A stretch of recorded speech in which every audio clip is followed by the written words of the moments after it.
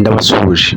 Abantu benshi bakunda gushyira video kuri YouTube ugasanga views bagize ni nkeya ugereranyije n'abasubscribers bafite.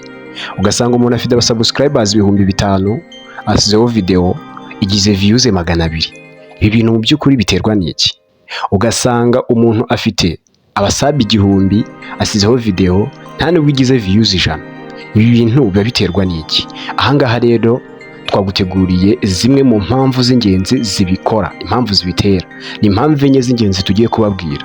Nuzikurikirana neza biraza gusozwa umenye icyo gukora kugira ngo ujye uploadinga video nirangiza igire views zingana nibura cyangwa ziruta abasubscribers ufite.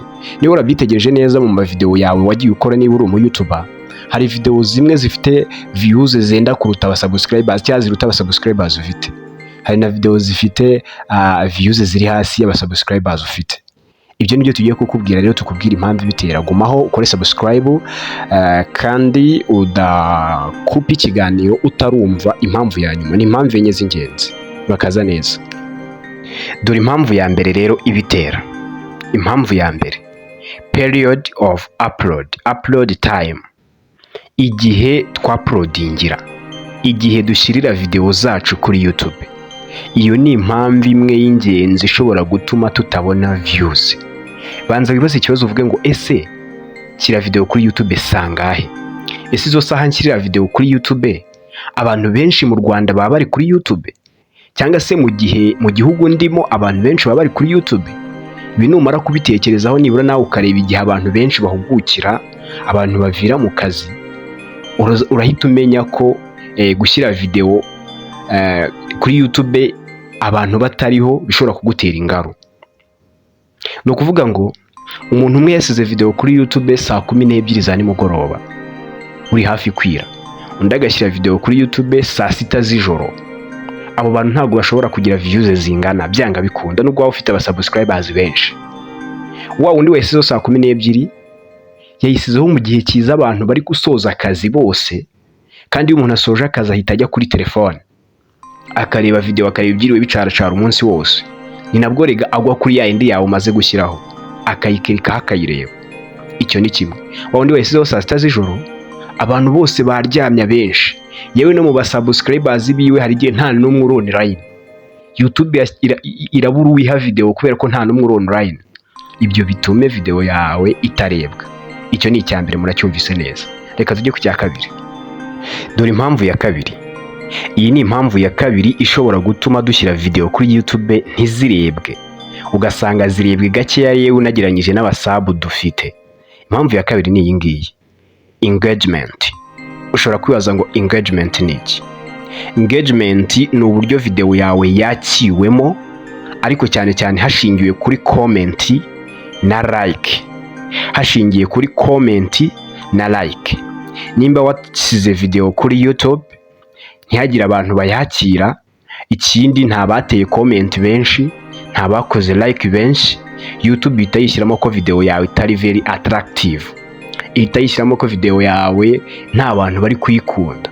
Kuba batari kuyikunda ni icisa cy'icyamamazwa, nta n'abantu bazakireba kubera ko nta bantu bari kuyikunda. Icyo gihe ntago iguha impression, ntago ihita ifata video yawe ikwirakwize ku bantu benshi. Iyo nayo ni imwe mu mpamvu ishobora gutuma ushobora uploadinga video rwose ntirebwe, ikarebwa n'abantu bake cyane n'abarabo washarinze. Impamvu ya gatatu. Impamvu ya gatatu nayo ni ingenzi kandi ugomba kuyitaho mbere yuko uploadinga, ukabanza kwitekerezaho mbere yuko uploadinga. Impamvu ya gatatu nicyo twita content. Content ni iyo video ugiye gushyiraho.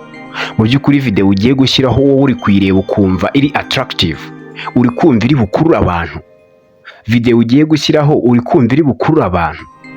Ese thumbnail yayo, kari agafoto ushyiraho kabanza ku buryo umuntu arakabona kumva ashatse kugaklikaho, gateye gate, gakurura abantu mu by'ukuri ku buryo umuntu wese uri bubone video yawe YouTube yaguhaye impression, yayikwirakwije ku bantu benshi muri cya gihe abantu bari online.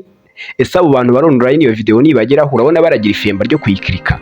Niba yiklika se urabona bari wirebe ngo bayirangize? No kuvuga ngo iyo content itari very attractive iyo abantu bari kureba video yawe bakayiciramo hagati cyangwa se bakirebaho amasegonda make abanza, icyo gihe rwose YouTube ntabwo ikwirakwiza ku bantu benshi. Ni ngombwa ko iyo video yawe abantu bayireba kandi abenshi bakanayisoza.